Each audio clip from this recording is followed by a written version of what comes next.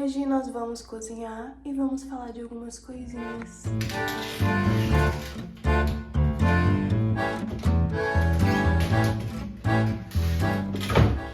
Começar com a mais, porque comida sem alho e sem cebola não existe.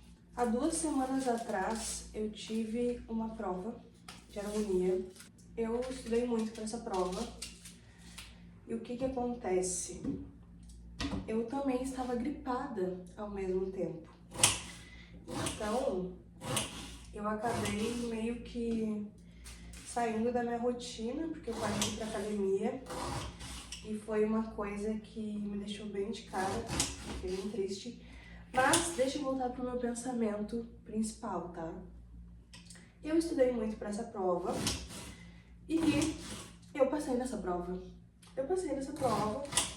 Eu tirei 7,6 de 10. E geralmente as minhas notas são bem mais altas do que 7,6, né? Mas por eu ter estudado tanto e ser uma cadeira que eu tô tendo muita dificuldade no curso, desde o princípio, eu já tô na harmonia 3, né, gente? Então, eu fiquei feliz no momento, né, que o professor me mostrou a prova, me mostrou que eu tinha passado, me mostrou meus erros e tudo mais. O que aconteceu foi o seguinte, o professor me mostrou o resultado da prova na sala de aula e eu fiquei muito feliz. Só que quando eu desci, né, pelas escadas do prédio da universidade e eu atravessei a rua, quando eu cheguei no outro lado da rua, eu já tava achando que eu não devia estar feliz por aquilo, sabe? Porque a nota tinha sido baixa, abaixo da minha própria média que eu inventei pra mim, né? Mas, enfim, eu achei que eu poderia ter tido um resultado melhor se eu tivesse estudado mais, mesmo que eu estivesse doente. Tudo isso veio à minha mente naquele momento. Só que na hora, não sei explicar pra vocês, eu meio que vi aquilo de fora, sabe? Eu pensei, nossa, como que pode? Eu tava muito feliz por uma conquista minha, algo que eu lutei pra conseguir. E agora eu tô muito triste, porque de repente começaram a surgir todos esses pensamentos na minha cabeça. E eu fiquei pensando sobre como isso aconteceu rápido, né? Como foi bem pouco o período de tempo em que eu realmente fiquei feliz por uma conquista, mesmo que ela fosse uma pequena conquista. Então, além do fato de eu estar doente, né, enquanto eu estava estudando para essa prova e tudo mais, fora da minha rotina. E isso me deixou muito mais observadora depois que aconteceu, sabe? Porque agora eu tô conseguindo reconhecer esse padrão no meu dia a dia. E reconhecendo esse padrão, eu consigo tentar hackear minha cabeça para eu não ficar assim, desse jeito, né, gente? Sem estar satisfeita com nada, sem conseguir ficar alegre por nada, por querer sempre ser perfeita, por querer sempre ter a média mais alta que eu consegui na faculdade, sempre querer apresentar um trabalho perfeito quando eu executo um arranjo, um instrumento, seja qual for, quando eu canto. Qualquer coisa que eu faça, eu quero ser perfeita, só que a perfeição não existe, gente. Os erros, os acertos, eles são fases, eles são partes, né? Só que a perfeição não existe, gente. Não existe isso de ser perfeito. Só que eu me esqueço, eu vou me esquecendo ao longo do caminho. E eu preciso ser lembrada. E isso que aconteceu sobre a prova me fez ver como a vida às vezes escancara as coisas que a gente precisa ver na nossa cara, né? Através de um momento, foi uma epifania que eu tive ali, tenho certeza.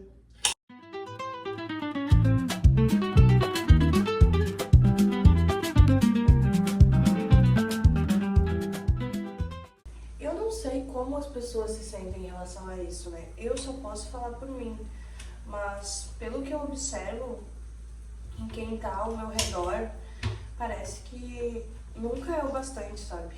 A nota não é o bastante, o que a gente vê no espelho não é o bastante, porque a gente tá sempre se comparando, sempre se comparando. Eu sou uma pessoa que eu tô sempre me comparando. Isso é muito triste, eu quero parar de fazer isso, sabe? E eu já fiz isso inúmeras vezes, né? E me auto-sabotar é algo que também faz parte, né? De todo esse clima pressão, de todo esse clima de escassez de tempo que eu vejo, como as pessoas ao meu redor estão sempre ansiosas, sabe? Estão sempre preocupadas com alguma coisa, estão sempre com pressa, sempre tem um prazo. E tudo isso vai deixando todo mundo mais doente, né? Eu gosto da cebola assim, ó. Sabe quando ela tá dando essa douradinha?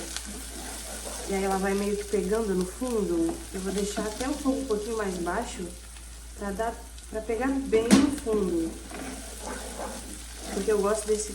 Não sei, eu acho que dá um tchan a mais. E eu vou botar um pouco de açúcar aqui também. Juntou a minha gripe, a minha crise existencial por causa dessa prova e por causa da minha síndrome de impostora.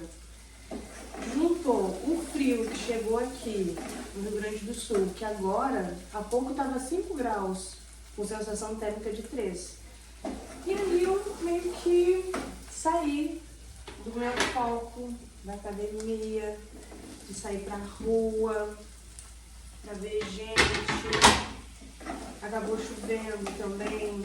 Eu faltei alguns ensaios que eu devia ter ido, do meu coletivo de percussão.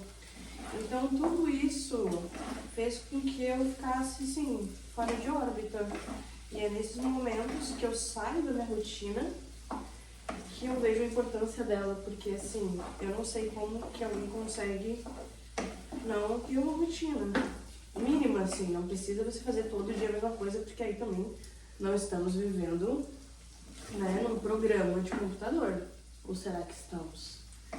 Mas, enfim, ter um mínimo de ordem para fazer as coisas. Eu não sei se é porque eu sou taurina, mas eu preciso, gente, eu preciso de um chão firme para pisar, eu preciso de anotações, eu preciso de listas, eu sou essa pessoa. Então, ao mesmo tempo que eu valorizo muito a rotina, eu também consigo agora reconhecer que ter momentos de descanso dessa rotina, ou que tu sai da tua zona de conforto mesmo, ali do que tu planejou no dia, faz com que a gente busque alternativas para se sentir bem, né? Eu percebi que eu fiz muito mais cuidados com a minha pele, por exemplo, que eu tive muito mais tempo para cuidar do cabelo, porque eu não estava saindo tanto pra rua, então eu tive mais tempo para ficar em casa, tive reuniões que foram remotas. Então, de qualquer jeito, foi importante sair da minha rotina e ter um momento de, agora eu vou me cuidar porque eu tô doente, eu tô tossindo, eu vou me preparar para minha prova, né? Esse momento mais de estar dentro de um casulo, quase assim. Então, eu vivo tentando equilibrar, né? A gente nunca sabe na vida adulta quando que a gente tá colocando muita pressão em cima da gente e quando a gente tá só fazendo corpo mole. A gente nunca sabe, não tem manual, não tem nada. A gente vem sem manual. Aí que eu te digo que é complicado. E se eu colocar mel aqui? Eu acho que eu vou botar mel aqui.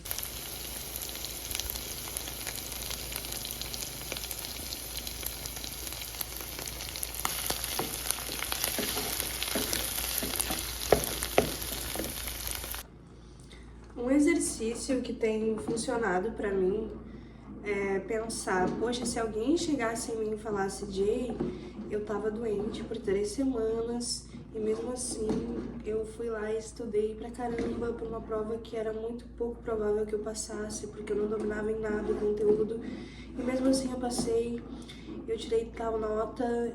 Será que eu diria pra pessoa, nossa, mas você não fez o bastante, será que você estudou de verdade? Será que tu deu o melhor de ti? Por que tu não tirou uma média mais alta? Sabe? Eu nunca diria isso pra uma pessoa que me contasse essa mesma história que aconteceu comigo. Então, por que que quando é comigo eu sou tão cruel?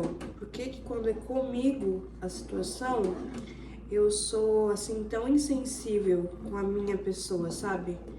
Observar isso tem me ajudado a conseguir identificar quando que eu tô me sabotando, quando que eu tô simplesmente sendo uma grande calhorda comigo mesmo.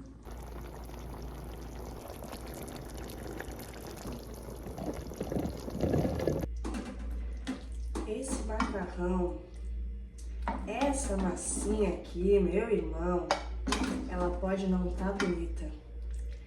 Ela pode não estar estética, mas ela está maravilhosa, porque eu já experimentei e o mel fez toda a diferença.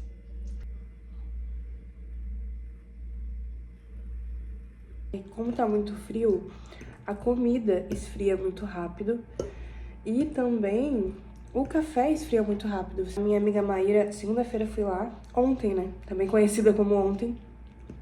E aí ela colocou água quente direto na minha caneca, assim, pra esquentar, né? E eu fiquei me sentindo a pessoa mais tapada do mundo, porque eu falei que eu não ia falar coisas negativas sobre mim. Eu me senti ingênua, né? De não ter pensado nisso antes, de colocar a água fervendo dentro da xícara pro café ficar mais tempo quente. E eu vou fazer isso também. Vivendo e aprendendo.